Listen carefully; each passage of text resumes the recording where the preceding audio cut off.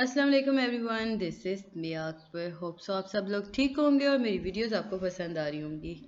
आज ही हम लोग लेसन नंबर 8 कर रहे हैं PSY 404 का न्यूरो डेवलपमेंटल डिसऑर्डर पार्ट 1। इस वीडियो में हम बेसिकली टॉपिक 30 to 35 को कवर करेंगे। तो चलिए अपनी वीडियो करते हैं स्टार्ट। टॉपिक 30 है इंट्रोडक्शन। जब हमने बात की न्यूरो डेवलपमेंटल डिसऑर्डर की तो हमें पता होना चाहिए कि ये है क्या। न्यूरो डेवलपमेंटल डिसऑर्डर बेसिकली एक डिसेबिलिटीज़ है जो कि दिमाग के अंदर पाई जाती है, और ये डिसेबिलिटीज़ जो होती हैं at the rate of birth भी हो सकती हैं या एट बर्थ इमर्ज होती हैं या बहुत अर्ली चाइल्डहुड में हो जाती हैं। अब इसमें जो होता है, अब जब ये डेवलपमेंटल स्टेज पे आ गई, डिसेबिलिटीज सामने आ चुकी हैं, तो इंडिविजुअल का बिहेवियर जो होता है वो उसमें काफ़ी ज़्यादा अफेक्ट होता है। उसकी कभी कभार मेमोरी भी, ज़्यादातर उसकी मेमोरी, उसका बिहेवियर, उसका कंसंट्रेशन, उसकी एबिलिटी टू लर्न, ये तीनों चारों चीज़ें इसमें अफेक्ट हो जाती हैं। कुछ ऑर्डर्स ऐसे होते हैं जो कि सारी ज़िंदगी चलते हैं, like with the passage of time, with the age person age की अगर हम बात करते हैं तो उसके सब साइड चलती है ये डिसेबिलिटीज़। अगर मैं इसे बहुत सिंपल करूं तो कुछ बच्चे होते हैं जो पैदाइशी तौर पे उनका दिमाग थोड़ा कम वर्क कर रहा होता है, लाइक वो पढ़ नहीं सकते। एबनॉर्मल बच्चे जो आप कह सकते हो, स्पेशल बच्चे। कभी कभार ऐसा होता है वो उन्हें याद रखने में प्रॉब्लम हो रही होती है। अब ये बच्चे जो हैं ये बाय बर्थ हैं, लेकिन कुछ बच्चे होते हैं जिनके बहुत अर्ली स्टेज पे, फॉर एग्जांपल अगर गिर गया, उनका दिमाग लगा या उन्हीं को बुखार हुआ, दिमाग भी चला गया, तो ब्रेन ने फंक्शन करना छोड़ दिया या डिफरेंट कर दिया या कम कर दिया, तो अब ये बीमारी आ जाती है। और इस सारे डिसऑर्डर को हम कहते हैं न्यूरो डेवलपमेंटल डिसऑर्डर। नेक्स्ट हमें बताते हैं ये जो डिसऑर्डर होता है, ये जब बच्चा स्कूल में दाखिल होता है उससे पहले पता चल चुका होता है। इस ऑर्डर के अंदर या डिसऑर्डर के अंदर डेवलपमेंटल डेफिसिट्स पाए जाते हैं जो कि इंसान के पर किसी भी सोशल, एकेडमिक, ऑक्यूपेशनल फंक्शनिंग को अफेक्ट कर सकता है। अगर इस डेवलपमेंटल डेफिसिट की अगर हम बात करते हैं तो ये वेरी करता है स्पेसिफिक लिमिटेशन ऑफ लर्निंग तक, कंट्रोल करता है excessive functioning to global impairment of school skills और इंटेलिजेंस। अब हुआ क्या कि अब ये जो बच्चे जो इससे अफेक्ट हो गए, हम उन्हें मुकम्मल तौर पे पागल नहीं कहते। उनके पास थोड़ा सा प्रॉब्लम होता है, लाइक वो याद नहीं रख सकते, वो पढ़ नहीं सकते, उन्हें प्रॉब्लम हो रही होती है। बहुत ज़्यादा न्यूरो डेवलपमेंटल डिसऑर्डर के अंदर एक कॉमन सिम्टम होता है कि ऐसे बच्चे जिनके अंदर ये प्रॉब्लम पाया जा रहा हो वो डी और बी के अंदर फ़र्क नहीं कर सकते। याद रखें, अब उन्हें नहीं समझ आता जो डी है, अगर आप उन्हें कहोगे बी तो वो लाइक दिस लिखेंगे, और अगर आप उसे डी बोलोगे तो वो यूं लिख देंगे, लाइक बी को वो बोल देंगे।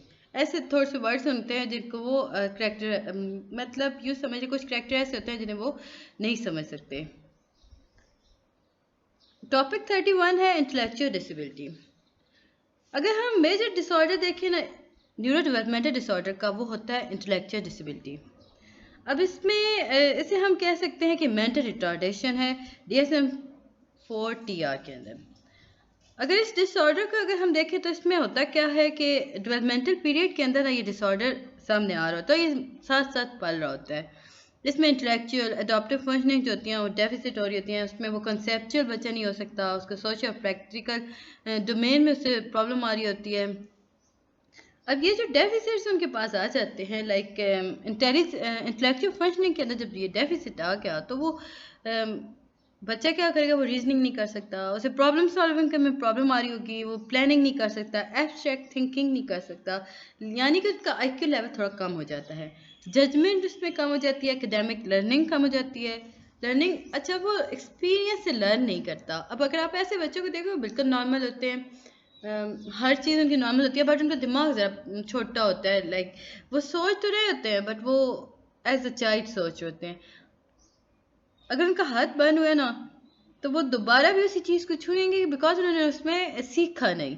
उन्हें ये समझ नहीं आई कि इस तरह कि गर्म चीज़ को पकड़ने से हाथ जलता है, लेकिन उनके दिमाग में ये बात बैठी नहीं, सो वो दोबारा से रिपीट करते हैं उस प्रॉब्लम को या उस चीज़ को। नेक्स्ट हमें बताते हैं कि वही बात दोबारा बताएगी कि कॉन्सेप्चुअल, सोशल और प्रैक्टिकल डोमेन के अंदर ये इनकी फंक्शनिंग जो होती है वो अडॉप्टिव होती है।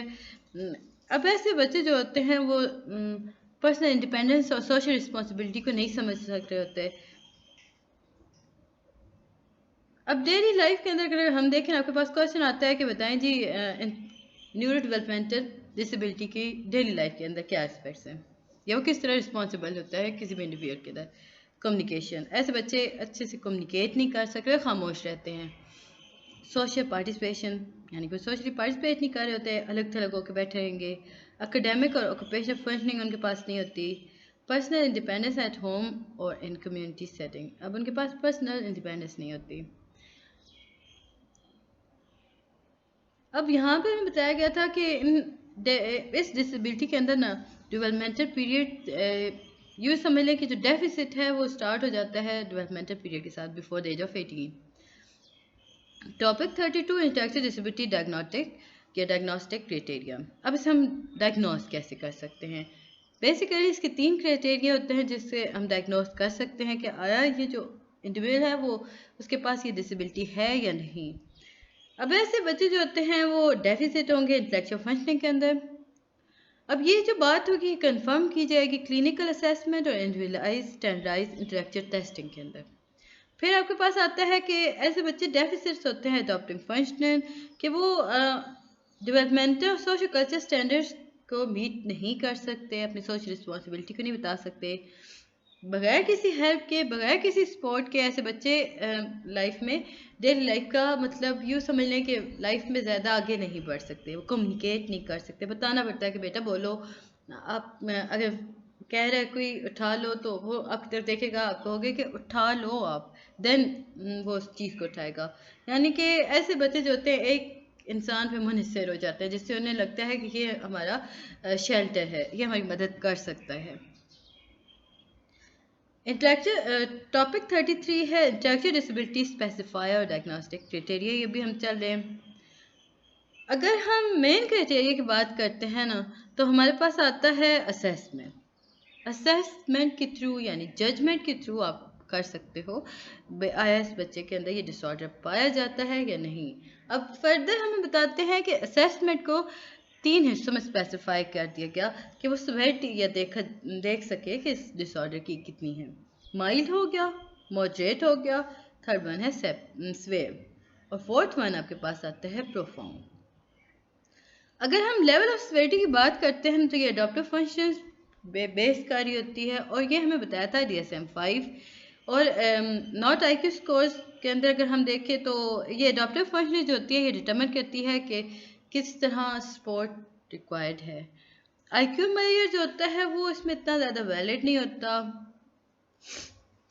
ग्लोबल डेवलपमेंटल डिले, अगर हम देखें ना सेवेरिटी लेवल क्लिनिकल वे के ऊपर जाके, तो हमें पता चला कि अर्ली चाइल्डहुड के अंदर ना रिलायबली इसे असेस किया जा सकता है, बट ये इतना ज़्यादा बेहतरीन वर्क नहीं कर रहा होता जब तक बच्चा जो होता है 5 साल की उम्र तक नहीं पहुंच जाता। देखिए छोटे बच्चे हर लाजिम नहीं होता कि छोटा बच्चा जो समझ नहीं रहा, जो सही से कम्युनिकेट नहीं कर रहा, सही से चीज़ों को अडॉप्ट नहीं कर रहा, उसके पास भी ये डिसऑर्डर हो।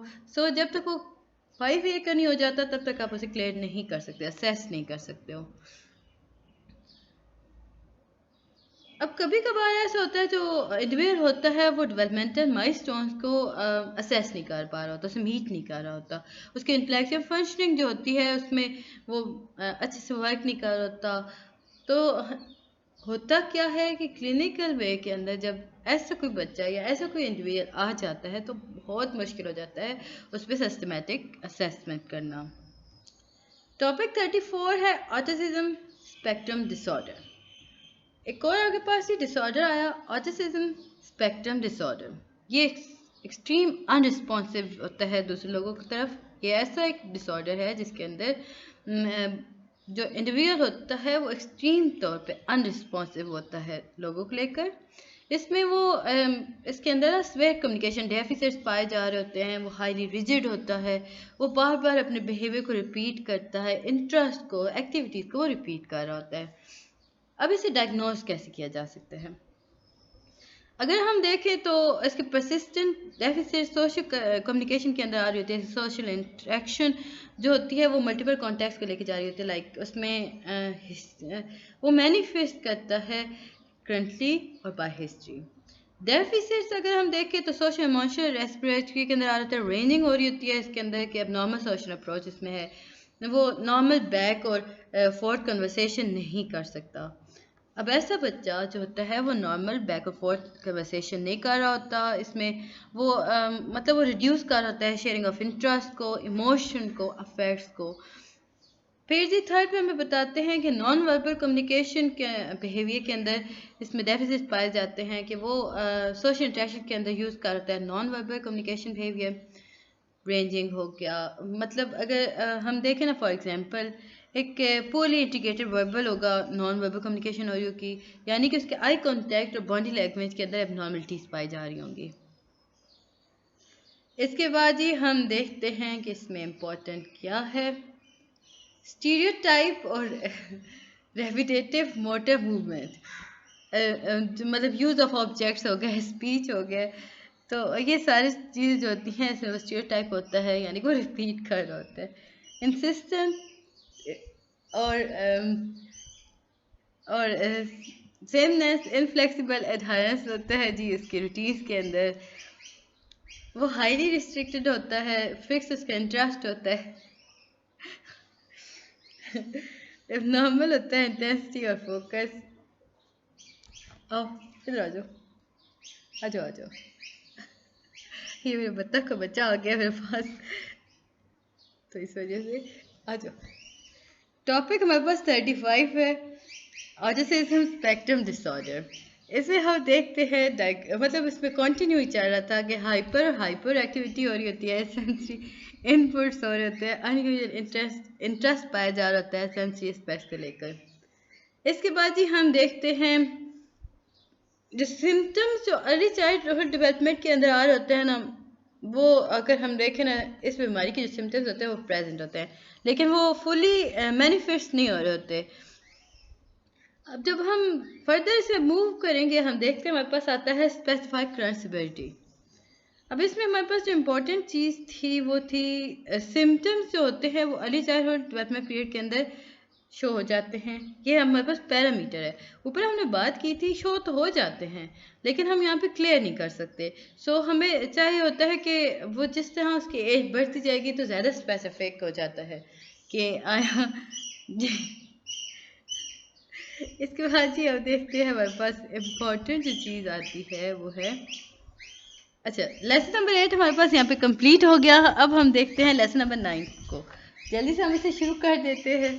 लेसन नंबर 9 में हम देखते हैं टॉपिक 36 के अंदर स्पेसिफिक लर्निंग डिसऑर्डर।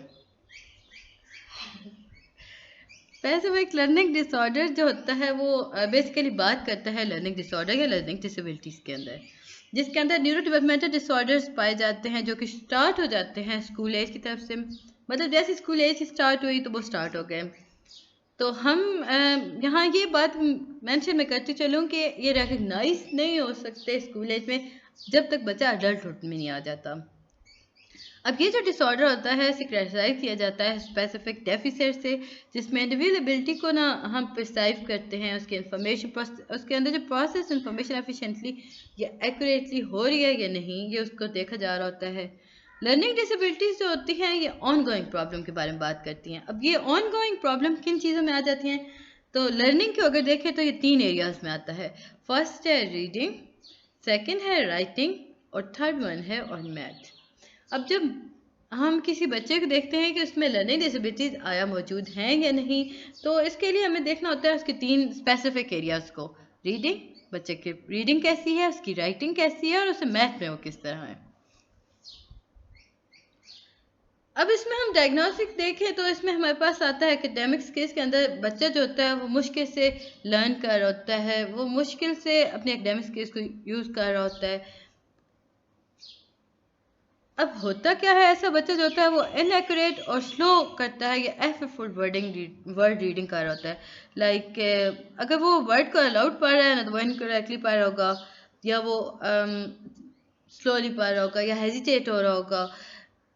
मतलब वो खुद पे कॉन्फिडेंस बच्चा नहीं रख रहा होता, उसे समझ नहीं आता कि पढ़ना क्या है।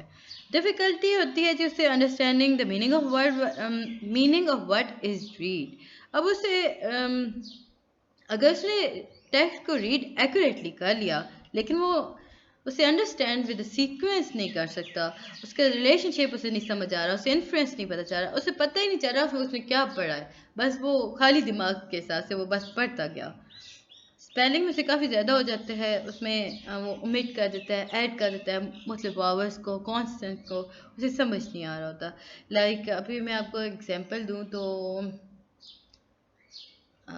स्नेक स्नेक स्नेक कर देते हैं, तो ऐसा बच्चा अगर आप उसे बोलोगे ना कि स्नेक लिखो तो वो CNAK स्नेक लिख देगा।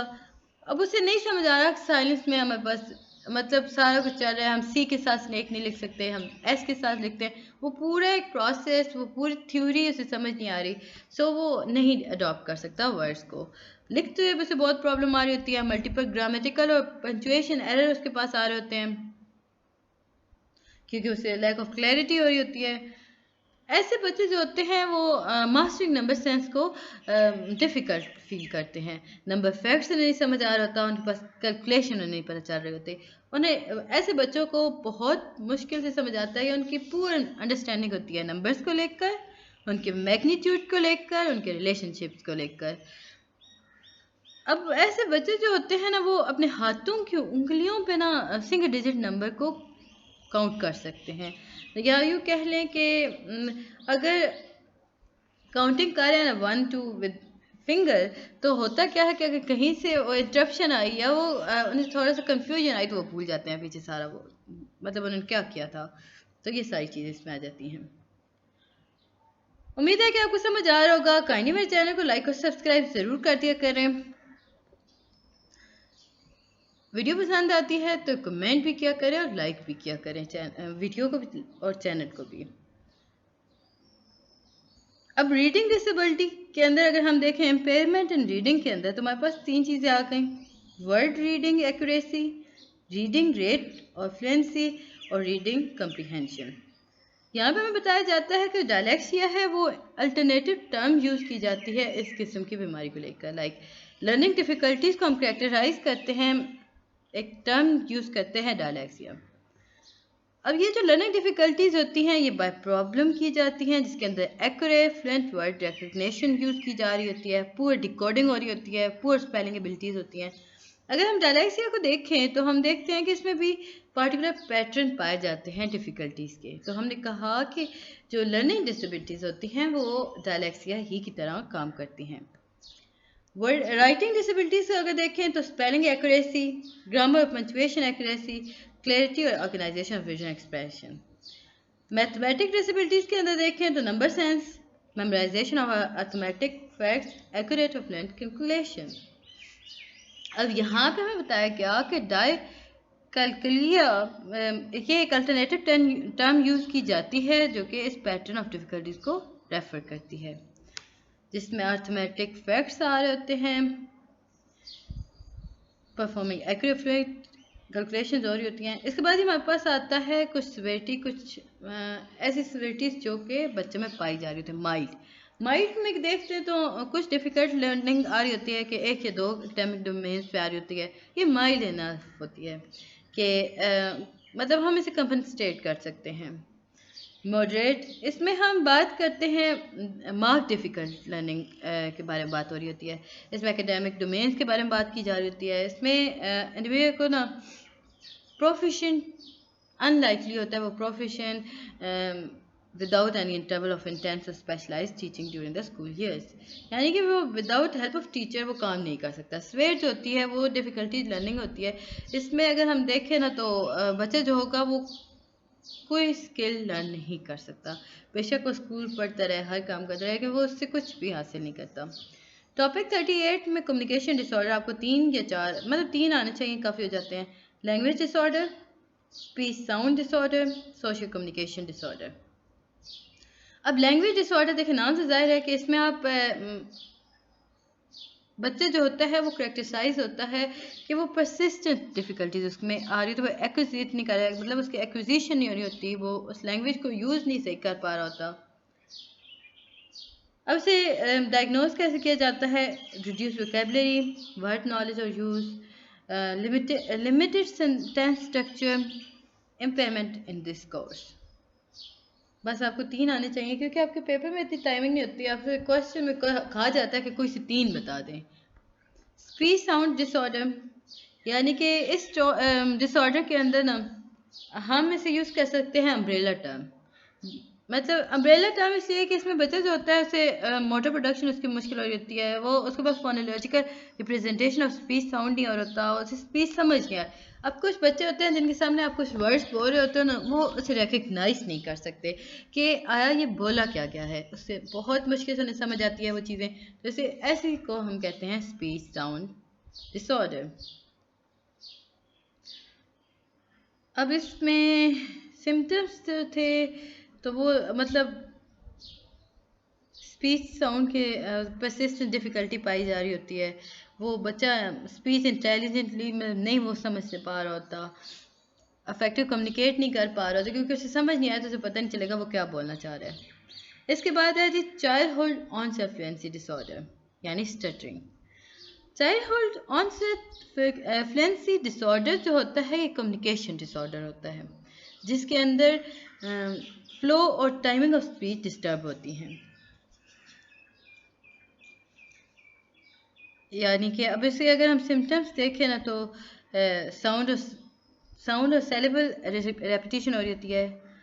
लाइक वो जो तोतला हकला के नहीं बच्चे बोल रहे होते हैं, वो सारा कुछ इसमें हो रहा होता है। ब्रोकन वर्ड्स हो रहे होते हैं, साइलेंट ब्लॉकिंग हो रही होती है, वर्ड प्रोड्यूस जो हो रहे होते हैं वो फिजिकल टेंशन के अकॉर्डिंग चल रहे होते हैं। लाइक आई सी हिम, तो वो जो आई था उसे उसने enlarge कर दिया, यानी मोनोसिम्बॉलिक मोनोसेलेबिक होल वर्ड रेपिटेशन हो रही होती है। ऐसे बच्चे को हम इस सारे प्रॉपर में लेके आते हैं। टॉपिक 41 है कम्युनिकेशन डिसऑर्डर के अंदर। तो हमारे पास ये आते हैं इंडिविजुअल जो एक्सपीरियंस कर होता है ना, फंक्शनल लिमिटेशन होती है, affective communication, social participation, social relationship, academic और ऑक्यूपेशन इंटरफेरेंस या परफॉर्मेंस। इसके बाद इसमें जो इम्पोर्टेंट चीज़ है हम वो देखते हैं। उम्मीद है कि आपको समझ आ रहा होगा। तो यहाँ पर आकर हमारी हो जाती है वीडियो ख़त्म। उम्मीद है कि आपको ये सारी चीज़ें समझ आई होंगी। मिलते हैं नेक्स्ट वीडियो में, तब तक के लिए अल्लाह हाफिज़। काइंडली मेरे चैनल को लाइक और सब्सक्राइब ज़रूर कर दीजिएगा।